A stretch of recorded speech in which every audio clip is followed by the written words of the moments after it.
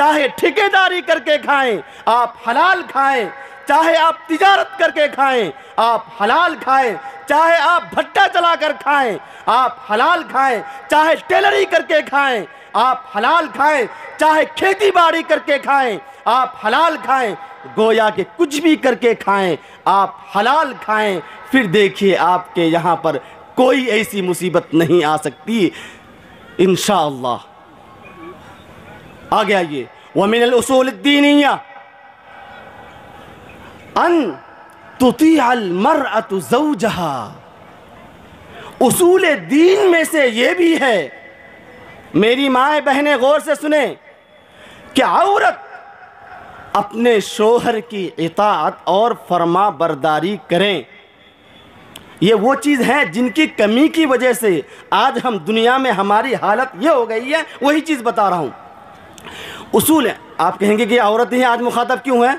دیکھیے، پچھلی بار شمس پور میں نے مردوں کو لیا تھا، آج یہاں عورتوں کو لے رہا ہوں، ان کو بتا رہا ہوں، سیدھی سے بات ہے تاکہ توازن برقرار رہے، ترازو کا کوئی پلڑا جھکے نہ، دونوں کی بات کرنی ضروری ہے۔ مرد لوگ بھی شامل ہیں بہت باتوں میں، اور کچھ چیزوں میں صرف عورتوں سے مخاطب ہوں۔ کیا ہے؟ وَمِنَ الْأُصُولِ الدِّينِيَّةِ، دینی اصول میں سے یہ ہے کہ عورت اپنے مرد کی اطاعت کرے، کس چیز میں؟ فی کل حال من الاحوال، ہر چیز پر کیا کرے؟ بیوی اپنے شوہر کی بات کو مانے، ان کی پسند کے اعتبار سے اپنی پسند کو بنائے۔ جس چیز کو شوہر ناپسند کرتا ہے عورت اس چیز کو ناپسند کرے، شوہر جس چیز کی خواہش ظاہر کرتا ہے بیوی کو بھی وہی خواہش ظاہر کرنی چاہیے۔ آپ سوچیں گے عورتیں کہ بھئی چاہے کچھ بھی وہ حکم کر دے تو میں وہ کام کر لوں گی، نہیں، وہ بھی حدیث ہے۔ قال النبی صلی اللہ علیہ وسلم لا طاعت فی معصیت لا طاعت فی المخلوق لمخلوق فی معصیت الخالق، لا طاعت لمخلوق فی معصیت الخالق، کہ عورت صرف شوہر کی ایسی بات کو نہ مانے جو شریعت مطہرہ کے خلاف ہو، دین اسلام کے خلاف ہو۔ اس کے علاوہ ہر چیز پر لازم ہے کہ بیوی اپنے شوہر کی اطاعت کرے، چاہے وہ کوئی حکم کر دے، آپ کو ماننا ہے تو ماننا ہے، الا یہ کہ شریعت کے خلاف کوئی چیز ہو وہ آپ کو مان کر چلنا ہے۔ آخر کیا وجہ ہے کہ نبی اکرم علیہ السلام نے فرمایا، کیا فرمایا؟ لو کنت آمرا ان یسجد لغیر اللہ لامرت المرأة ان تسجد زوجها، رواہ احمد ابن ماجہ۔ کیا فرماتے ہیں نبی؟ کہ اگر میں اس دنیا کے اندر اللہ کے علاوہ کسی کو سجدہ کرنے کی کسی کو حکم دیتا، کیا کسی کو حکم دیتا کہ وہ کسی کو سجدہ کرے، عورتوں کس کے علاوہ؟ اللہ کے علاوہ، تو عورتوں کو حکم دیتا، بیویوں کو حکم دیتا کہ وہ اپنے شوہر کو سجدہ کرے۔ تو اس سے میری بہنیں، میری مائیں، میری بہنیں جو بیٹھی ہیں وہ غور کرے کہ کتنی اہمیت ہے شوہر کی، اطاعت شوہر کی شریعت کے اندر کیا اہمیت ہے۔ آئیے ایک تحفہ دے کر جاتا ہوں اپنی ماں بہنوں کو کہ 4 چیز آپ کر لیں تو اللہ تعالیٰ کیا فرمائے گا؟ آؤ میری بندی، جس دروازے سے جنت میں داخل ہونا چاہو داخل ہو جاؤ۔ عن عبد الرحمن بن عوف رضی اللہ عنہ قال قال رسول اللہ صلی اللہ علیہ وسلم اذا صلت المرأة خمسها وصامت شهرها وأطاعت زوجها وحفظت فرجها قيل لها ادخل الجنة من أي أبواب الجنة، رواہ مسلم۔ کہ اگر عورت، میری مائیں اور بہنیں، ان 4 چیزوں پر آپ عمل کر لیجئے، آپ کے لیے جنت کے سارے دروازے، 8 دروازے کھلے ہیں۔ اللہ فرمائے گا بیٹی جس دروازے سے جانا چاہو چلے جاؤ۔ کیا ہے؟ آپ 5 وقت کی نماز کی قدر کر لیں۔ یہ شارٹ کٹ کی بات ہے، اس کی تفصیل بہت زیادہ ہے، لیکن اگر انہی چیز کو آپ تحت لفظ ہی رکھیں، یعنی انہی چیز کو صرف کریں، پھر بھی اللہ کا آپ سے وعدہ ہے آپ کو اللہ محروم نہیں کرے۔ کیا؟ من اذا صلت المرأۃ خمسہا، 5 وقت کی نماز پڑھ لے۔ نماز کا مطلب یہ ہے 5 وقت کی کہ آپ نوافل وغیرہ زیادہ نہ بھی پڑھیں، سنت وغیرہ نفل وغیرہ زیادہ نہ بھی پڑھیں، صرف 5 وقت کی نماز پڑھیں۔ ایک چیز صامت شہرہا، کہ رمضان کے مہینے کا روزہ رکھ لیں، بس باقی نفلی روزہ، محرم کے روزے، شعبان کے، شوال کے، یہ سب نہ رکھیں، صرف رمضان کے مہینے کا روزہ رکھ لیں۔ 2 چیز وَأَطَاعَتْ زَوْجَهَا، اپنے شوہر کی اطاعت اور فرما برداری کر لیں، ان کی بات مان لیں، اپنے مزاجی خدا کی بات مان لیں، اپنے رفیقہ حیات کی بات مان لیں۔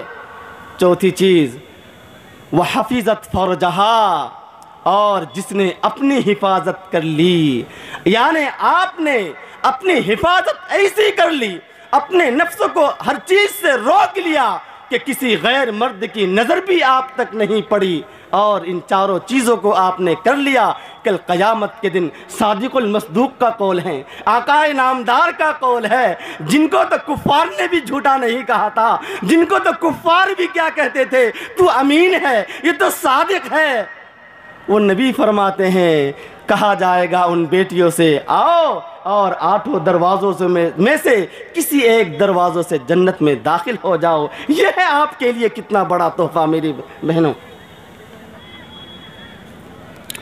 ہو گیا کام؟ تو یہ ہے تحفہ ان لوگوں کے لیے، کن لوگوں کے لیے؟ میری ماں اور بہنوں کے لیے۔ خیر اب کیا رہے گی بات میں؟ ایک اور بات، وَمِنَ الْأُصُولِ الْإِسْلَامِيَّةِ أَن تُحْبِسَ الْمَرْأَةُ فِي بَيْتِهَا لَا تَخْرُجْ مِن بَيْتِهَا إِلَّا لِحَاجَةٍ شَدِيدَةٍ۔ اصول اسلامیہ یہ ہے کہ عورت اپنے آپ کو گھر کے اندر بند رکھے اور گھر سے بلا کسی شرعی حاجت کے، ضرورت کے اپنے گھر سے نہ نکلے۔ وَمِنَ الْأُصُولِ الْإِسْلَامِ الدِّينِيَّةِ أَن تَسْتُرَ الْمَرْأَةُ جَمِيعَ بَدَنِهَا إِلَّا الْوَجْهَ وَالْكَفَّيْنِ۔ یہ دونوں چیزیں سنیے کہ اصول دینیہ یہ ہے کہ عورت اپنے آپ کو اپنے پورے بدن کا پردہ کریں۔ میری مائیں بہنیں سنیں، پورے بدن کا پردہ کیا ہے؟ پورے بدن کا پردہ یہ ہے کہ آپ کے ٹخنوں سے لے کر سر تک پورا جسم آپ کا چھپا ہوا ہو، آپ کے بال باہر نہ نکلے، وہ چہرہ اور کفین ان کو الگ کیا ہے شریعت نے، لیکن آج کے زمانے میں ضروری ہے کہ آپ ان کی بھی حفاظت کریں، ان کو بھی چھپائے رکھیں، اپنے چہرے کو بھی چھپائے رکھیں۔ یہ کیا ہے؟ یہ شریعت کا حکم ہے۔ اگر اور میں نے ایک اصول کیا بیان کیا کہ عورت اپنے گھر سے بالکل باہر نہ نکلے، الا یہ کہ کوئی ایسی ضرورت ہو جس کے لیے نکلنا ہی ہے تو وہ الگ چیز ہے، ورنہ آپ بتائیے سب سے زیادہ اسلام میں کون سی چیز ہے کہ جو اہم الفرائض جس کو کہا جاتا ہے ایمان کے بعد کیا ہے؟ بتائیں، ایمان کے بعد سب سے دوسری چیز کیا ہے ارکان اسلام میں؟ نماز ہے۔ اب بتائیے، میں حدیث نہیں پڑھوں گا، وقت نہیں ہے۔ نبی اکرم علیہ السلام کے سامنے ایک عورت آئی اور فرمایا نبی اکرم علیہ السلام سے کہ یا رسول اللہ، میں چاہتی ہوں کہ میں آپ کی مسجد میں یعنی مسجد نبوی میں آ کر میں آپ کے ساتھ نماز پڑھوں اور آپ کی جماعت کے ساتھ نماز ادا کر کے میں بھی کیا بھائی جماعت کے ساتھ نماز پڑھنے کا ثواب زیادہ ہے نا، سب جانتے ہیں، یہ تفصیلی بات میں نہیں جاؤں گا، وقت بھی نہیں ہے۔ تو کیا ہے، میں چاہتی ہوں کہ آپ کے ساتھ نماز پڑھ کر میں بھی کیا کروں، نیکیاں حاصل کروں اور 27 درجات جو بڑھ جاتے ہیں ثواب میں بھی حاصل کروں۔ نبی نے کیا فرمایا؟ میں نہیں جاؤں گا اس حدیث کے لفظ نہیں بولوں گا، صرف ترجمہ سنیے۔ کیا کہا نبی اکرم علیہ السلام نے کہ تمہارا سونے کا کمرہ یہ تمہارے لیے مسجد ہے، وہ کس سے بہتر ہے؟ وہ تمہارے آنگن سے بہتر ہے۔ تم آنگن میں نماز پڑھو، بہتر اس سے ہے کہ تم اپنے محلے کی مسجد میں نماز پڑھو۔ تمہارے محلے کی نماز پڑھنا بہتر ہے کہ تم میری مسجد میں نماز پڑھو۔ گویا کہ پوری حدیث کا خلاصہ یہ ہے کہ تم اپنے کمرے میں نماز پڑھو، یہ سب سے بہتر ہے عورت کے لیے۔ جب آپ خود سوچئے کہ جب ایک چیز جو اہم الفرائض ہے، کس کے بعد؟ ایمان کے بعد، جس کی ادائیگی کے لیے نبی اکرم علیہ السلام نے گھر سے نکلنے کی اجازت نہیں دی گئے، تو آپ کو ساگ توڑنے کے لیے، بکری چرانے کے لیے، کھیت کاٹنے کے لیے، بھینس چرانے کے لیے، گائے چرانے کے لیے، گھاس کاٹنے کے لیے کس نے اجازت دی ہے؟